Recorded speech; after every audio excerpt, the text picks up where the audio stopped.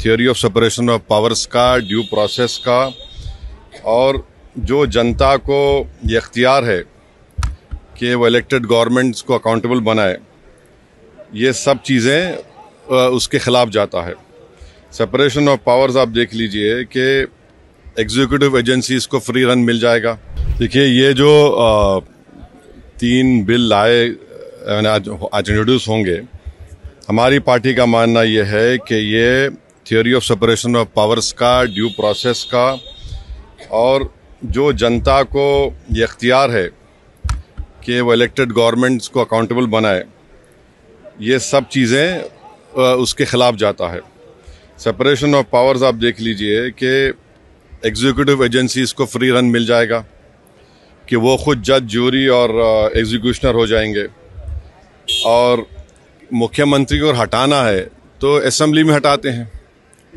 अब आप मेरे को ये बताइए कि BNSS में इतने ऐसे सेक्शंस हैं कि किसी को भी आप एक सेक्शन लगा दीजिए 5 साल के ऊपर का, तो लाजमी है वो 30 दिन के अंदर, 30 अंदर BNS में ये है कि 90 डेज तक पुलिस कस्टडी ले सकती है।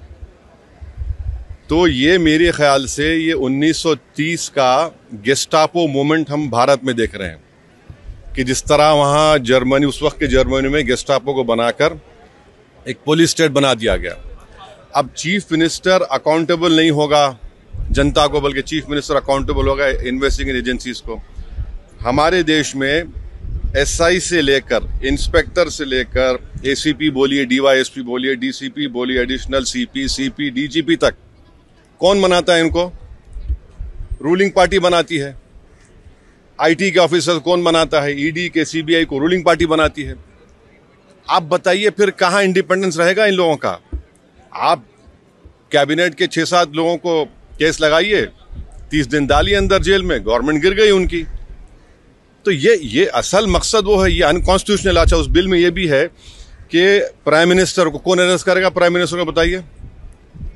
और प्राइम मिनिस्टर, ये उसमें उस बिल में कह रहे हैं, प्राइम मिनिस्टर के बिल में कह रहे हैं कि प्रेसिडेंट करेगा। अरे भाई, संविधान में हमने लिख दिया कि the president will act on the aid and advice of the council of ministers. ये उसका कॉन्ट्रडिक्शन। दूसरा, गवर्नर को आप इख्तियार दे रहे हैं, गवर्नर आप अपॉइंट करते हैं। तो ऑल इन ऑल ये हमारी डेमोक्रेसी के लिए, ड्यू प्रोसेस के लिए, बल्कि भारत को एक पुलिस स्टेट बनाने का काम बीजेपी सरकार करना चाहती है इन तीनों बिलों के जरिए, जिसकी हम पुरजोर इसकी मुखालिफत करेंगे। और ये अनकॉन्स्टिट्यूशनल है, ये बिल्कुल अनकॉन्स्टिट्यूशनल है।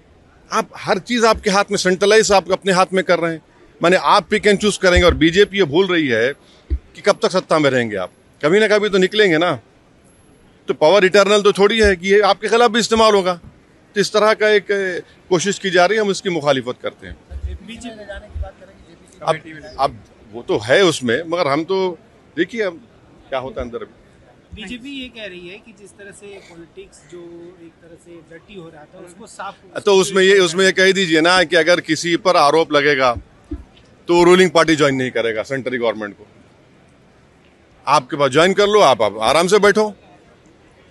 भाई, पुलिस कैसा तय करेगी? जनता तय करेगी ना, जनता तय करेगी। जनता मुझे क्यों इलेक्ट करती है कि मैं 5 साल के लिए जाऊं? और अगर मैं अकाउंटेबल हो जाऊंगा, एजेंसीज को अकाउंटेबल नहीं होगा जनता को, तो किसका नुकसान होगा इसमें? अच्छा, कहाँ है इंडिपेंडेंस, कहाँ है पुलिस का? एक सेक्शन लगा दीजिए, सेडेशन नहीं है, मगर एक सेक्शन है BNSS में 30 दिन छोड़िए, 30 महीने में बेल नहीं होगी।